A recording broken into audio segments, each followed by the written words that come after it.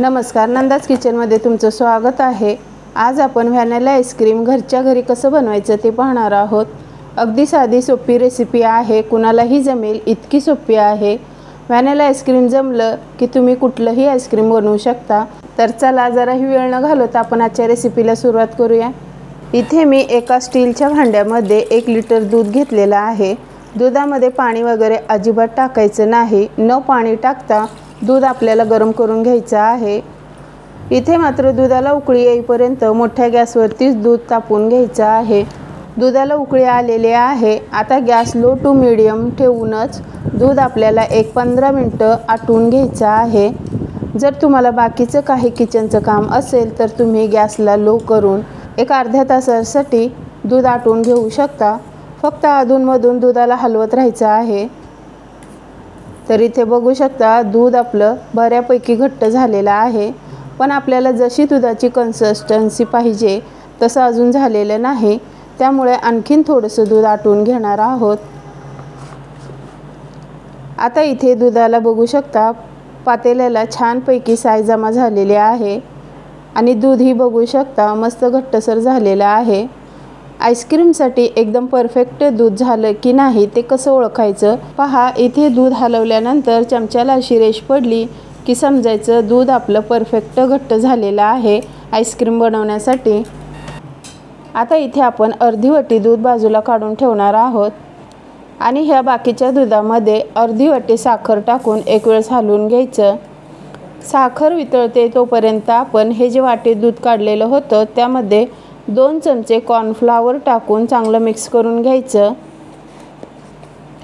जेणेकरून त्यामध्ये अजिबात गुठळ्या वगैरे राहिल्या नाही पाहिजे। तर इथे आपलं कॉर्नफ्लॉवर दुधामध्ये छान मिक्स करून झालेलं आहे, अजिबात गुठळ्या वगैरे राहिलेल्या नाहीत। दुधामध्ये साखरही चांगली मेल्ट झालेली आहे। आता हे कॉर्नफ्लॉवरचं दूध ह्या दुधामध्ये टाकून चांगलं मिक्स करून घ्यायचं। गॅस मात्र लोच ठेवायचा आहे। कॉर्नफ्लॉवरचं दूध टाकल्यावर सतत हलवत राहायचं आहे, नाही हलवलं तर त्याच्या गाठी तयार होतात, त्यामुळे दुधामध्ये ते पूर्णपणे मिक्स होत नाही तोपर्यंत हलवत राहायचं आहे।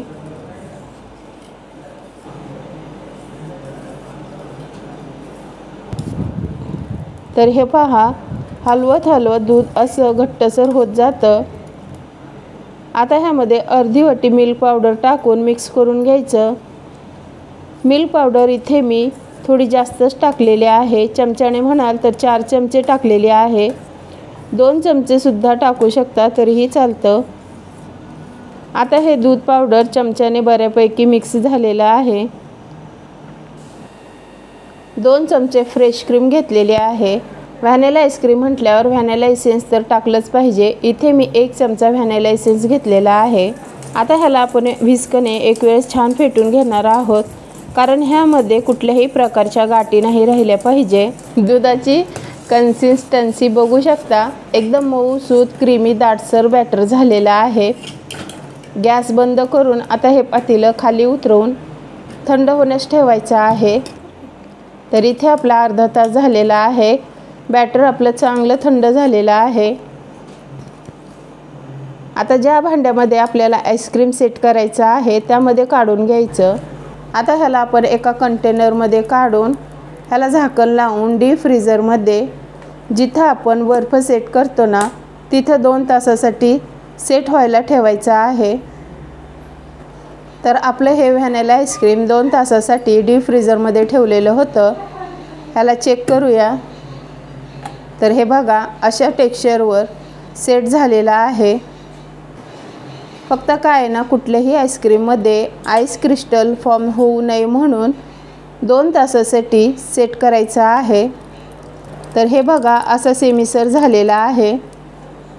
आता ह्याला आपण ज्यूस बनवतो त्या भांड्यामध्ये काढून घेऊयात आणि परत ह्याला चर्न करून घेऊयात। तर ह्याला आपण चर्न करून घेतलेला आहे।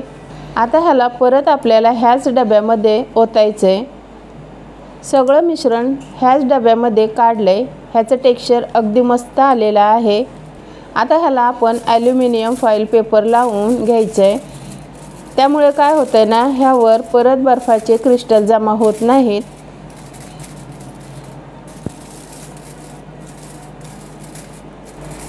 आता ह्याच्यावर झाकण लावून घ्यायचं आहे आणि ह्याला डीप फ्रीझरमध्ये रात्रभर ठेवायचं आहे किंवा तुम्ही 9 ते 10 तासासाठी सुद्धा ठेवू शकता। तर रात्रभर आपण व्हॅनिला आईस्क्रीम डीप फ्रीझरमध्ये सेट करायला ठेवलेलं होतं। झाकण काढून बघूयात, मस्त सेट झालेला आहे, तुम्ही बघू शकता।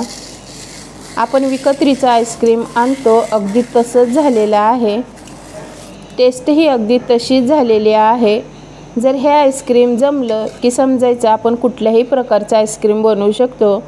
एकदम परफेक्ट तयार झालेला आहे। तुम्ही एक वेळेस माझ्या पद्धतीने नक्की करून पहा आणि कमेंट करून सांगा। जर माझे व्हिडिओ तुम्हाला असेच आवडत असतील तर लाईक करा, शेअर करा, कमेंट करा। चॅनलला अजून सबस्क्राईब केलं नसेल तर करून घ्या। भेटूया अशाच नवनवीन व्हिडिओमध्ये, तोपर्यंत धन्यवाद।